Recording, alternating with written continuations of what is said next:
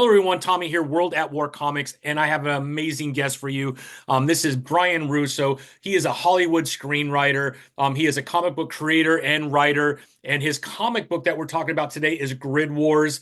Absolutely phenomenal. The art is incredible. The story is incredible. I can't wait for you to check this out. The first half of the interview we spend on Hollywood, some of the changes that have happened with the strike, how hard it is to be a script writer, the reward of being a script writer when one of your scripts get turned into a movie, which he has had several TV shows and movies done.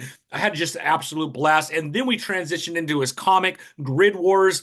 We've already have volume one. Volume two is coming out next year.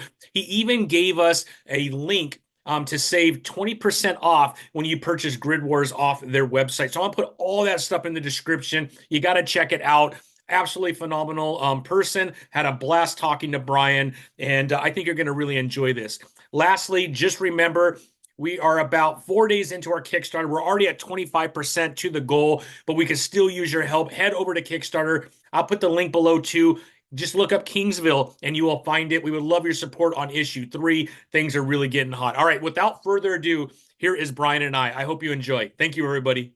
Well, hello, everyone. Welcome to World at War Comics. My next special guest is writer, creator, Mr. Brian Rousso. Brian, thank you for joining me today. Cannot wait to talk about Grid Wars. I had a blast. Thank you for sending that over to me. I read it, and boy, talk about, action. If you like blood and guts, there's a little bit of that. There's a little bit of a love story going on. There's a little bit of a literally backstabbing at the end in order for someone to get something that they need. I had a blast, all kinds of twists and turns, man, but it was a lot of fun, man. Thanks, man. I really appreciate it. And thanks for having me on. That's really, really cool. And yeah, definitely. It's not a PG rated graphic novel series if that's if you're looking for PG or something from Pixar, this is probably not the one for you. Yeah. I would have to agree with that, Brian. I would say no, don't do that. Don't buy this for your kids or grandkids unless they're of age where they can handle it. It's not Right. too bad, but there's Right. definitely some pretty tough spots in there, which I personally enjoyed. Oh, I cool. had a blast with it, so it was a lot of fun. But before we kind of get into Grid Wars, just so we could kind of get to know your past, I know you do some script writing. You're in Hollywood. Yeah. So obviously you've had this passion for storytelling. Can you kind of tell us where this passion for storytelling started in your life? And was there a certain person or people that really kind of pointed you in that direction and led you that way? That's a great question. Yeah, I mean, I started writing early on in high school, and I guess part of it was I was a kind of I wouldn't call it a failed athlete, but let's say a challenged athlete. And I started like a lot of kids in LA and Sherman Oaks in the Valley playing baseball and flag football and all this stuff. And I got to a certain level where that I just hit it. I hit the wall. And I was a pitcher, and then I just got smoked in this one game that just was basically the end of my. I never made it past JV, and so I guess in high school you're kind of figuring yourself out. I had always loved writing, but I never tried to do anything. Luckily, at my high school, they had a really good theater and a film department, and so I started writing plays. And I really just loved it. I just really just loved the experience of it. I had 2 plays produced at my high school, and then I was kind of hooked. So I took that, and oddly enough, in my college, they didn't have a really a terrific film department, but I was working on writing scripts on my own, and trying to just kind of make the best of it.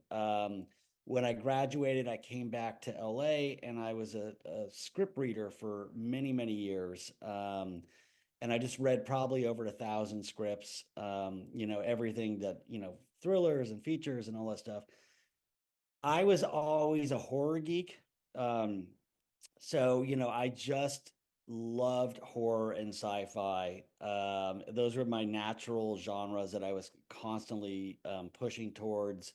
I'm kind of an old school guy, and The Exorcist and The Omen, and now the ones that I gravitate to are like Hereditary or Midsommar or things like that. Sort of moody, atmospheric, that kind of stuff. And then in sci-fi, I really loved movies, as like Logan's Run or The Running Man, or now lately would be The Hunger Games, sort of these dystopian worlds. I just kind of really gelled towards that. The first script I ever wrote was called The Reaping, Mhm. and it didn't sell for 10 years later. Oh, Um, so it was one of these scripts. The life of a screenwriter is just it's very unpredictable. You never know when things are going to hit. And I wrote it. It got a lot of buzz, but didn't end up selling. And then 10 years later, when essentially I had just forgotten about it, I got a call that Warner Brothers, and actually two calls, Warner Brothers and Lionsgate, were looking to option it completely out of the blue. And we ended up going with Joel Silver's Dark Castle, and Warner Brothers got put into development. It had two other guys come on that actually did a good job on rewriting it. The Hayes brothers are pretty big horror writers. mhm. Um, and I just remember getting the calls from friends that were just bizarre. And my former lawyer, who said, "Hey, I'm putting Hilary Swank in your movie." Idris Elba was in it, and at one time, Steven Soderbergh was going to direct it, and that didn't end up working out for various reasons. But Stephen Hopkins came on, and then that movie got made out in, like, early 2000s. It was a wild ride, completely crazy experience.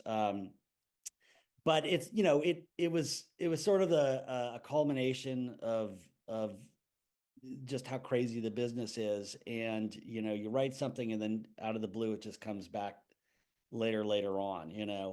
um How do you handle it, like just emotionally, as a screenwriter? Because I hear so many stories of people, writing amazing stories. It gets out there. There's like all kinds of bites at it. Then someone purchases it, and then it just sits forever. You never know what's going to happen. And then they get the rights back to it after certain. Like, I don't know if I can emotionally handle that kind of drama in my life, of just never knowing if it's going to cross that line. And then yeah. sometimes it feels like, oh, it's crossed the line. And then you find out, actually, it never crossed the line. It got really close, but Yeah, it's it definitely could send you to the hospital if you let it. It's sort of like, I think I learned long ago, it's sort of like, the starting pitcher mentality, which is don't get too excited about a home run. I mean, don't get too excited about a strikeout. Don't get too bent out of shape about a home run hit off you. But it does. I mean, like, you can tell yourself that, and it still gets, really, really difficult at times when, everything is looking so insanely good, and then it just falls off a cliff. But then at the same time, sometimes when things are looking so bad, you get a call, and you're just like, what the hell? I mean, it's like a it's life hard as a life yeah, vest or something thrown to you at yeah, it is. It is. It really is like that. It's a very bizarre experience. And the business has changed. It's in so many different ways from when I was starting out. Just a mind-blowing amount of ways that things have changed, some for the better and others, I would say, for the worse. There's more variety now. There's we the Writers Guild had a big strike this last year. That changed a lot of things for people. We're still feeling the effects of that. The business in a lot of ways is very shut down and very frozen right now. So we don't know where it's going to go until probably mid next year, is my take on that. But we'll see. Um, but whenever somebody asks me, like, I get a lot of young people that ask me, like, should I be a writer? And I always say, if I can convince you not to do this, then the answer is you shouldn't be doing this, because most writers, despite the fact that the odds are against them, just it's like a compulsion, and they just have to do it, and they find ways to do it. and that's it, you know. And there's no harm and no shame in not doing this. Like I applaud people for not doing it. You know, like I'm like, go, don't do this. But if you are really like this is it, I have to give it a whirl, then you got to give it a whirl. You got to go for it, right? You know?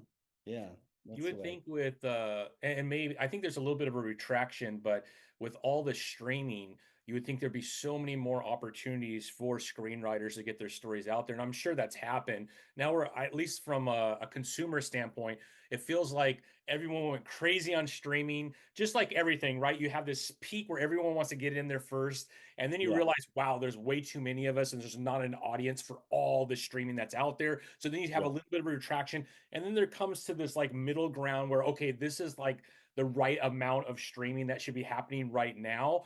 And I feel yes, like we're kind of coming down to that. I don't know if I'm just from a consumer standpoint or if you feel the same way being actually in the industry. yes. Yes, 100%. So there's because I've been on both sides of film and TV. On TV, I tend to write like crime dramas. I have a TV partner, and we write sort of based on true stories, that kind of thing. Um, there's been a lot of shift in terms of like right now, actually, features are they're easier to sell, Hmm. um, because TV is a very expensive, it's a very expensive proposition. You don't know if you're going to go past a year, you never know. And then there's not so much life in relicensing things that only go a year, versus a feature, you could, single, closed feature could have it's done, it's out there, and then if it merits a sequel, you can always put out another one. So right now features are sort of the thing, but that was flipped just when during the Sopranos and onward age, in the golden, what they call the golden age of modern TV, the Sopranos, and then Breaking Bad, and all these things that were just like, wow, I can't believe this is actually happening. And then you had a lot of celebrities that were moving into television, and but it's now coming to this interesting thing where they are, you're right, they're buying less, and they're trying to put out things in a more measured drumbeat versus just throwing it all out there and then whatever sticks. Yeah, yeah. Interesting time. I feel like anybody that's in that industry has had a pretty tough last, 2 or 3 years with everything that's gone on. So I kind of feel Yeah, bad. We saw the strikes. Obviously, I'm a huge fan of anything comic related, comic movies and yeah, all that. And you seeing someone like a Jeff Johns who was doing all the WB stuff for a while, and yeah, yeah, that's cool. it just seems like, boy, what a roller coaster it's been the last couple of years. And like you said, it doesn't seem like it's all come back. And it seems like people are leaving the Hollywood area. I saw, I think Mark Wahlberg is trying to start something in Vegas. I can't remember who it was, but in Atlanta has become like a hotbed to shoot movies. Yes, And so it feels yeah. like Hollywood has actually become they've almost exported a lot of it out to other places. And I know it probably has to do with cost and all that other stuff too, but it feels like they've kind of lost their luster a little bit just because maybe cost. I don't know. I don't know if you feel the same way or No, I think that's an accurate depiction of it. yeah. And it's multi-pronged. Like, when it's such an interesting view, I try to have a fair-minded view Yeah. because, as a writer, your first natural reaction is, fuck them and fuck the man and all that stuff. But it's more complicated than that. So, for instance, when the WGA, when we cut off the agencies from packaging, I don't know if you remember that. That was about 3 years ago or something like that. Hmm. Packaging had been this sort of like notorious process in Hollywood where the agency would basically deliver the key elements to the studio and say, here's our package. And then the agency gets a fee Hmm. out of, like they get actual ownership in the project. The problem that started, there was two problems that really started. One, they were delivering more like an envelope than a package. So a lot of agencies would say to the writer, "Great, we're going out with your project." And the writer would say, "Well, who else is attached?" And they're like, "Oh, nobody, just you." And they're like, "Well, why is that a package?" Right? It's just me, you know. Um, and then it also puts the agent on uh, a different uh, plane than the writer, because the agent is less incentivized to protect the writer. If the writer gets booted, the agency still gets their fee Oh. versus the writer gets cut off. So it caused a lot of problems. So we struck and we said, we're not dealing with that anymore. We don't, and we killed packaging. Hmm. Um, and we all celebrated it. But at the time, the streamers were looking for everything packaged up. Mm. So, so, so it was like, in order to sell, you had to walk into Netflix with so many different elements of it. Yeah. And yet now the agents were not incentivized. They'd be like, well, what am I going to do? I'm sorry, And so it made it more difficult for writers to, you had to be more entrepreneurial and start kind of really operating as a producer versus just a writer. Um, that was one thing. And then in this last thing, we got some protections on AI. We made some movement in the streaming, in the residuals, which I think really had to be done. But at the end, the question is at what cost? And everybody is still struggling with that, because right now the business is, I sort of liken it to this. Like when I ask my wife, I'm like, what do you want for dinner? And she'll go, I don't know. And I'll go, what about chicken? Mm, what about pizza? Nah. And we go on for 12 things. And then I'm like, I just, I have no idea what you're talking about, Ryan. so the Just way make sure that my wife's not listening. the way the streamers are, they're literally frozen right now, and they're basically like trying to figure out what to order, and they just don't know what they want to order. And I think it's gonna kick in till there's a people are saying stay alive till 2025. That's really what Okay. they're, yeah. So there is So light at the end of the tunnel that some of these things will be worked out, you think, by next year? I think so. It's Or you'll it's just be clear on what the path is at least. Yeah, it's not going to be to what you said earlier. It's not going to be the same. Yeah. But yeah, it's people are saying, well, at some point it's going to reboot and we'll find a different ground. The to what you were talking about earlier, that's also true that, California has been very slow to give tax incentives. Gavin Newsom just raised it up to, I think, like 950 million or something like that. But it's really very still uh, small compared to what you're seeing out of, Vancouver, Mhm. and even in, like, Texas where you are, or in Atlanta, all these places. New York actually has very, very large. So we're losing a lot of those good union paying jobs out to other states. And I think it's because California thinks we're the shit.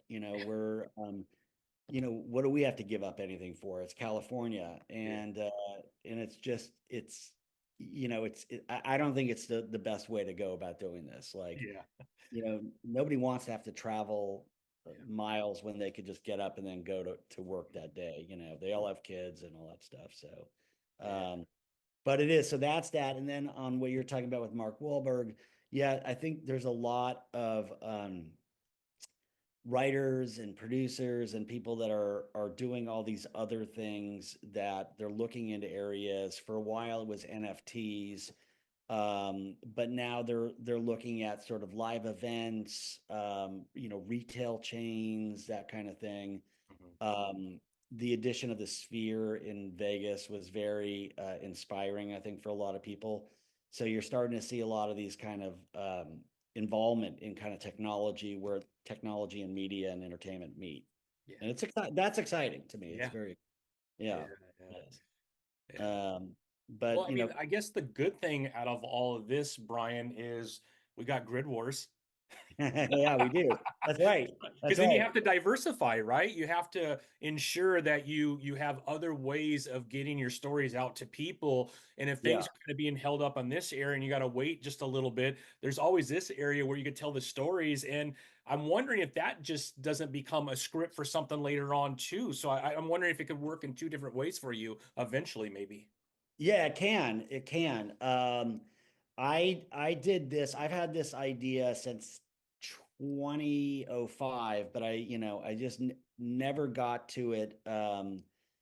Kids, all that. It's just like before you know it, the years blink by. Um, but it was always in my mind. And originally I was looking at it as writing it like a novel, kind of like the Hunger Games. But the more I really just started thinking about it, I was like, this really needs to, I need to have those visuals to express the world itself. And you know, when I started this, we talk about technology. This never would have happened without what we're doing right now, which is Zoom. And when I started looking at artists and I found Brow, he's down in Brazil. So, 5, 10, 7, 5, 3 year, whatever it was, this wouldn't have happened. We couldn't have our weekly meetings without that. He couldn't show me, share his screen and show me his inks and his pencils and all that stuff. It would just this has been the revolution that's made this kind of thing possible. And it's been in my opinion, it's been the best creative experience I've ever had, Yeah. the most rewarding.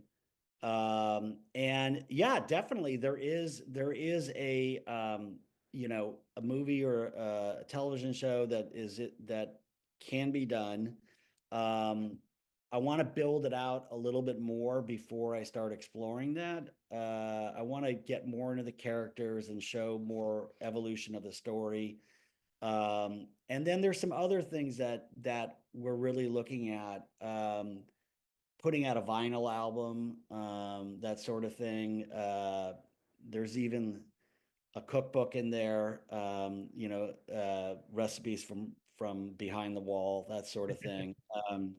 So there's a lot of stuff, a board game, that kind of thing. We started on Kickstarter, and I think we're going to keep going on Kickstarter as well. So those are things that really seem to pop up on Kickstarter, Yeah. Yeah. particularly board games, you I know. think a board game would be really cool. Yeah, I know. I know. If you have any good designers, let me know. All right, yeah, yeah, Yeah, definitely, definitely. yeah, please do. I'll after the call, I'll tell you one person who's doing board games for other creators, and Oh, I'll wow. get his Okay. information so you can reach out. But yeah, Yeah. no, that's Great. incredible. Why don't you? So I had a chance to read it. Yeah. Anybody that's listening, I'm telling you, Grid Wars is incredible, futuristic. But maybe before I try to explain it, let's hear it from the creator. Like, what is that elevator pitch, Brian, for Grid Wars for all fans to hear from you? Right. Okay. So we are in the year 2062. Half the US population is now has been incarcerated in prison, and they live behind 22 million miles of an impenetrable wall made out of regenerative titanium. The wall can grow on command by programming. So you just compute it and then the wall just grows. The NFL now is kind of like a dead league. It's more like the Harlem Globetrotters. The big league now, the big money maker is the NPL, the National Penitentiary League. And there are 4 divisions in the United States, 32 states, 8 in each division, and they compete with each other on their way up to the Grid Bowl, which is like the Super Bowl. Along the way, this is football in prison essentially. So anything goes pretty much, except for arguing with a ref, where Yeah, you get your brains blown out. But you can use shanks, you can use knives, you can use claws, anything you want. It's a real high combination of technology, but grit and sweat and blood and all that sort of thing. Half the players die, but the winner of the Grid Bowl gets freedom on the island of Kodiak off the Alaskan coast. So what happens in this one is in the Grid Bowl, the warden of the South, his starback, which is the quarterback, he gets decapitated, and so they are in a real grind because they want to become the team of the decade, which gets all these sort of special privileges. You can buy in prisoners first right to buy in prisoners from Venezuela. You know, now we keep talking about keeping prisoners out, but now we actually want them. Yeah. So, so there's a lot riding on this new thing, and the problem is in the South, he actually loses to the West. They're really short on talent. Most of them have been maimed, killed, whatever. So they really need a new star bag. And what they get wind of is this quarterback who's playing in the old leagues, who's got a golden arm. The problem is he's a free man in the free zone. Yeah. So they need to find a way to make him unfree. Yeah. Kind of a And saint too, right? I mean, he's a yeah, yeah, it's yeah. a really good person, it seemed He's a like. good person. He's a very good person. He's got his whole life ahead of him.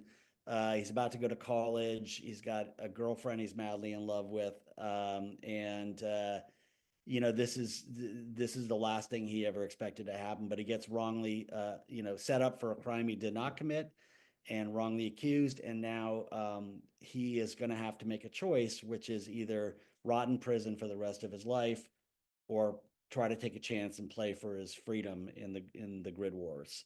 So that's the big sort of kind of idea of it Yeah. all. Yeah. Yeah, yeah, and there's a couple other parts that we would love people to check out on their own by going to your site and picking up the title, but it's a Yeah. little bit of a heartstrings get pulled toward the end. You start to there's a lot of emotion in it too, and then there's kind of the overarching theme of the penitentiary system becoming 50% of the population, right? And you look at how the penitentiary system is today and Yeah. there's a lot of arguments back and forth about privatized prisons. And if Yeah. it's privatized, that means it's for profit. And if it's for Yes. profit, like are how long should a person be in prison for each of these acts, right? And are those being influenced by these Right. profits or these for-profit prisons that need prisoners in order for their business model to function, Yeah. right? I mean, this Yeah. is just I'm Yeah. not a big genius or anything, but this seems like this model Yeah. might have Yeah. people in prison a little bit longer than they need to be, right? And so there is that Yeah. kind of underarching when I was reading it, and then I also read your forward, and I was like, wow, this is really Yeah. interesting. Like, I hope we never get to 2062, and this is the situation. But if Yeah. we Yeah. did get there, I know how it started. Right.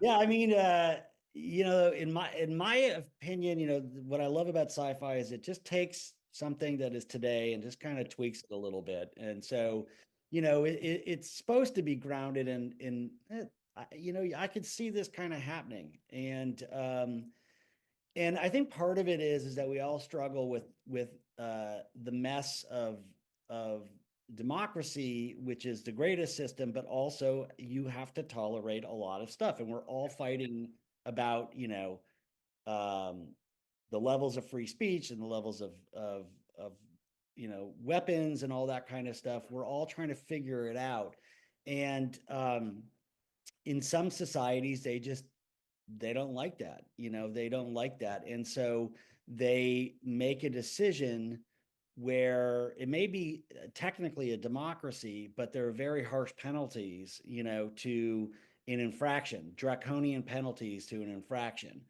with very little chance for rehabilitation, that sort of thing.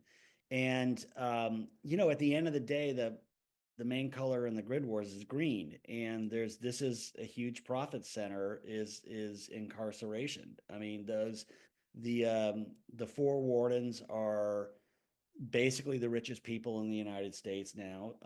The only one who's richer is Takashi, who created the wall.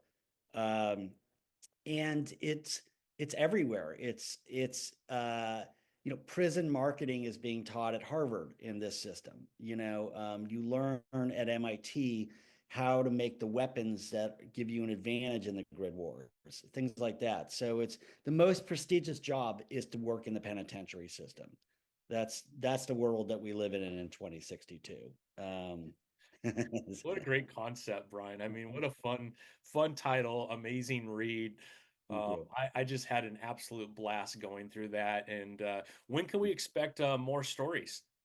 Yeah, so okay, that's a great question. So we put out chapter one. We did a Kickstarter this year. We hit our goal. We put out chapter one. Um, we are now working on the second Kickstarter, which should go live in about March. But the way I did the last one is we were already inking and the script was already done and we were inking. We were about halfway there. So that's kind of where we are now. I would say that probably mid-June is when we would see chapter two come out. That's what we're aiming for. And it's going to be just as bloody, but it will have a lot of real character exploration. There's some Easter eggs that are being dropped in there that kind of give you a hint as to what's really going on. And I look forward to actually readers actually telling me and asking me those questions. Why am I seeing this? Why am I seeing this? That kind of thing. Yeah. Well, I love it. You were super kind enough to give me a link that lets any fan that wants to purchase Grid Wars get a little discount. I really Yeah. appreciate that, Brian. So we're gonna blast that all over social media. And anybody listening to this and you want to get a taste of Grid Wars for yourself, you're gonna love the art. The story is incredible. We know episode two is coming very soon. The link will be in the description and then we'll blast it all over our socials. But yeah, get over to that site and make sure that you pick up Grid Wars today. You will not be disappointed, I promise. The art's amazing, the story's incredible, Brian. I had an absolute blast reading that, and I just want more. That's the only problem is when you read something like this, you're like, come on, man. I know, I know, I know. This is, I'm a small shop at the For now. sure, yeah. Yeah, and I need to, that's part of the plan, like at Revenant Studios, I founded it because I didn't want to do a million titles. I want to do 8, 10 titles and go deep in each title. Mhm. So, and that's what we're trying to do. And so, with a little bit of patience and love, I will be able to turn these out in a faster pace. But Yeah, yeah. it's maybe about two a year, and then hopefully four a year. That's kind Yeah, of what yeah. we're. And I by all means, from an indie creator myself, I did not mean to make it sound No, like no, no. Yeah, totally. I just, Yeah, as a fan of after reading yeah. it, like just need more of it, right? I So know, yeah, I no, know, I fully know. understand. It's Yeah, not easy, and it's not cheap to put out a comic book. To be honest, I don't think people realize that. I see people, and myself too. If I have a Kickstarter, I'm yeah. asking for a couple $1,000s. It probably cost me 8 to produce the book, though. Oh yeah, yeah, So yeah, yeah, just so yeah, people know, right? I mean, we yeah, appreciate all the support, but we do yeah, this because it's a passion. We want to get our story out there. We love comics. We love the medium that is putting these stories out. And so there's a lot of passion behind that, but it's yeah, not yeah, cheap to do, right? yeah. It's a comparatively to film and television investment, it's Oh yeah. small, very small. But for any startup indie creator, it's certainly cost and all that kind of stuff. But it's the best money I've ever spent, and I really appreciate your good word on that. That means it really does mean all the world to me when I hear those things from readers. And I've been blessed in the sense I've done now like 6 signings here in LA, and I've gotten to meet people and hear everything about them. And I love this audience. It's just fantastic. I really love the comic book, graphic novel, that whole world of audience. They are dedicated, passionate, very intelligent fans. Um, Quick to smell bullshit, uh, and just have a great sense of character. And like I've had the greatest time talking with people about whether it's Marvel or whatever, it's character, character, character. And as a TV writer, that's what they just drag in your head. Character, character, character. So I try to start with that, and then everything else is. layer in. Yeah, yeah. Well, it sounds like you've had a few years of practice writing scripts, so I would expect nothing less from you, Brian. But Thank that is you. Thank you. incredible. And so my assumption is you've been to like Arsenal, Golden Apple. Are those some of the places that you've been to do some signings? Golden Apples where we launched, Yeah, we they're officially great, launched man. the It's store, but iconic comic book shop in LA for sure. it's fantastic. We were over there.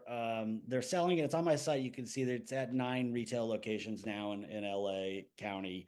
Yeah. But we just had 2 signings at the Comic Bug, which were great.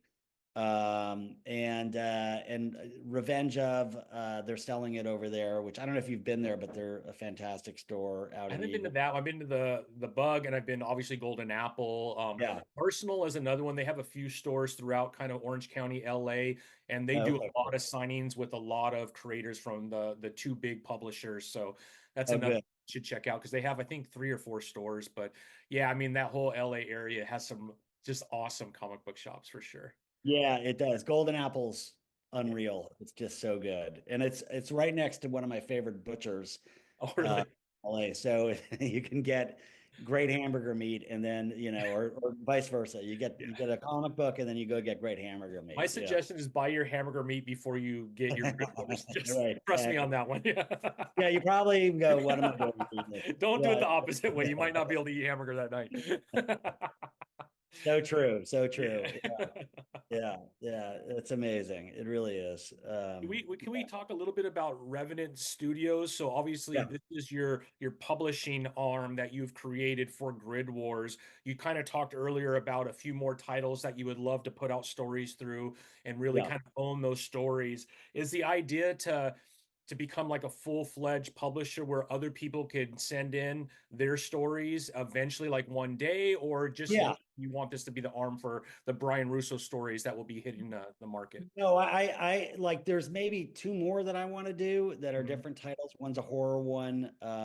So Revenant Studios, the common theme is, it's big worlds, complex characters, no superheroes. And the no superhero thing is not a dig by any means. I love superheroes. But Marvel and DC have, like, I mean, there's just like, why even go down that road, and it's sort of, so it's more about sci-fi horror, but it could be horror comedy, that sort of thing. Anything that I think is a little bit offbeat, or hard hitting. I don't take anything, whether it's male or female. Like if it's a female driven protagonist, I have one where it's, I guess you can call it YA, where it's a horror thing, kind of like Carrie and the Birds, that's set in high school. And so that's something I want to do. But yeah, eventually I do want to be able to take submissions from, talented writers. I want to meet more very talented artists. Please, if anybody's listening, do send, turn me on to your stuff. Because whether it's a variant cover or whatever it is, I really want to see more. And as we talked earlier, I don't expect to be, I don't expect to be churning out thousands of titles. I really want to have a smaller catalog, but go much deeper into the storylines that evolve over time, is kind of my premise. And this isn't a mandate, but there is an idea that, when applicable, that we donate to nonprofits that are relevant to the themes in Mhm. the story. So, in the Grid Wars and the Kickstarter, we raised $2,000 for Homeboy Industries, which is a phenomenal. It's like a nonprofit that truly works. It has taken some of the toughest people that were incarcerated and really rehabilitated them, and given, they've turned their lives around. It's a success story in this area. It really is. I'm in the grocery industry, and I've met Okay. people from Homeboy. They make tortilla chips, they make some Yeah. salsas, they do a lot of really good stuff. But yeah, no, I don't want to cut you off, but I know who they are, and that is an amazing organization. Yeah. Yeah, Yeah. incredible work they do. Yeah. It's Father G who started it. he just got, what is it, the Medal of Freedom or something like that, Medal of Honor. And his work has just been inspiring. He's an incredible, inspiring speaker. And I encourage anybody who's listening to go check out their website and make donations. And they are doing Homeboy Media, which is they're going to have stories that are coming out of that world. So stay tuned on that side too. That's awesome. Yeah, yeah. My sister-in-law is actually heading that up. That's Oh, how I really? got involved in that nonprofit because she worked there for a lot of years. I So love it. That is incredible, man. yeah, That is yeah. incredible. Yeah, yeah. No, thanks. So yeah, so whether it's that or the next one that I have called The Gallows Call, which deals with sort of bullying and high school alienation, we'll be donating to nonprofits that deal with like anti-bullying, that sort of thing. Very Yeah. cool, Brian. I think that's awesome, man. Thank you, man. Thank you. Awesome. Yeah, Yeah, I appreciate it. Yeah. Yeah. incredible. Well, Brian, I mean, with everything that you've already accomplished as a screenwriter, I'm super glad that you brought that talent over to the comic book world, and we got Thank Grid you. Wars, and I'm really excited to see what happens in the near future around Thank Revenant you. Studios. I think that could be a lot of fun, especially if part of your business model is giving back. There's a Yeah. lot of needs. Obviously, we're both from Southern California, and there's needs everywhere, but California alone, in Southern California, there's a lot of people that have been kind of lost a Yeah. little bit, right? Throughout. 100%. Yeah. Yeah. Yeah. And no, this is this is in the back of my mind whenever I'm thinking about something. Like, it's story first, but if there is a way to connect the dots, I'll look for it, Yeah, So, yeah, yeah. And I'm excited about the next year. I'm excited about launching chapter 2.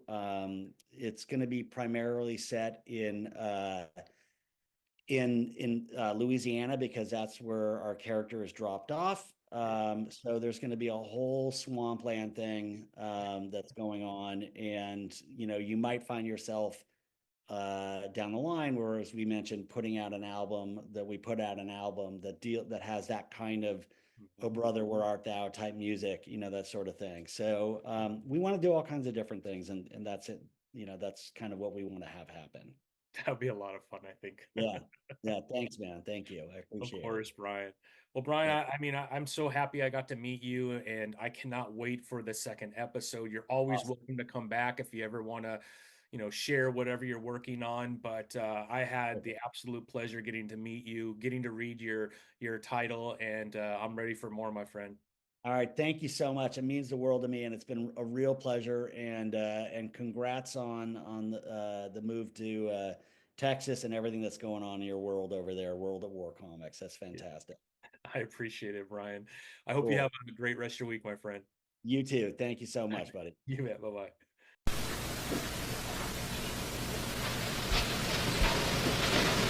You're still here? It's over. Go home. Go.